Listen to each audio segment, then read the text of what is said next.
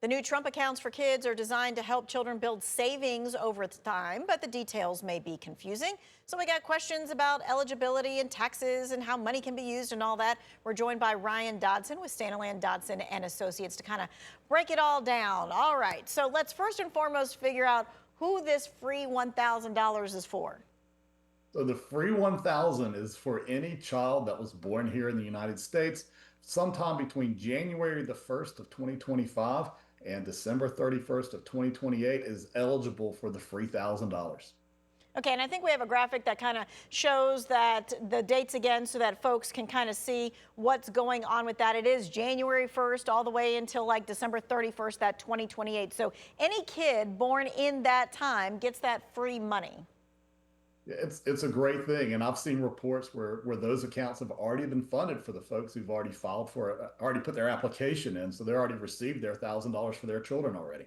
All right. And as long as the child is a U.S. citizen and has a social security number, they get this money. But there is a form that parents have to fill out, and that is an IRS form. And it's usually right there on the app. Correct. It's right there on the app. If you go to the Trump Accounts app, it's Form 4547. You can also find it on the IRS website if you choose to go that route as well. But that's the form that has to be filled out to establish the Trump account.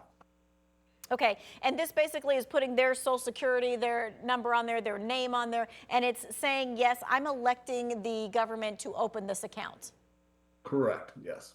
Yep. Okay, so once we do that and the money is in there, it grows what, tax-free?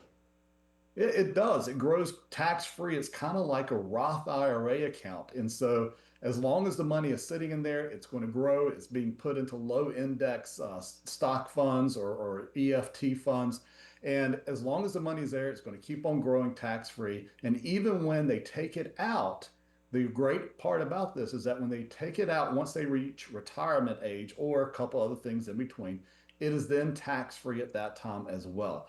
The other things that I'm talking about are like choosing to use it for college education or using it as a down payment on a home. Those are a couple of the really big exceptions where you can take money out of this account. Okay, so we had a grandma say, I want to be able to put money into this account for my grandchild. And you can put, what, $5,000 every single year into this account?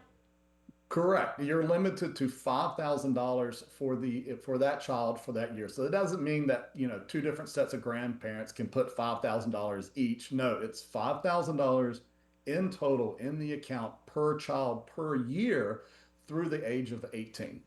Okay, now this grandma had a specific question on Facebook for me, and I texted it to you immediately, and there's probably a lot of other grandparents and parents out there too who have the same question. They wanted to roll over some of their IRA into the kid's account, and so to put the $5,000 that they have in the IRA into this account, can they do that?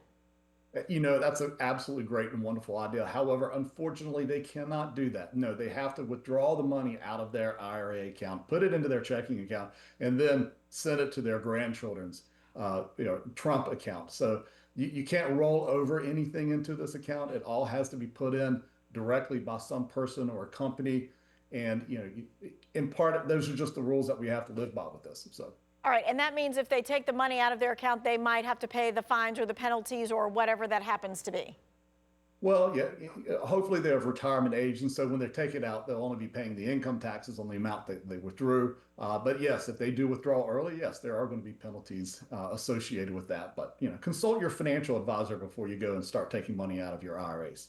Right, okay. And I understand that employers can also give to this account too. Correct, is one of the very unique things about this account. So employers can opt to donate up to $2,500 per child for their employees' children's into this account. And the employer gets a tax deduction for their contribution to this person, to their spouse, to their employees' children's accounts. Okay, which means if you've got an employer, I mean, what's the worst that they can say is no, right? Exactly. And one thing I will say, I'll clarify as well, that $2,500 does count toward the total $5,000 contribution for that child for the whole year.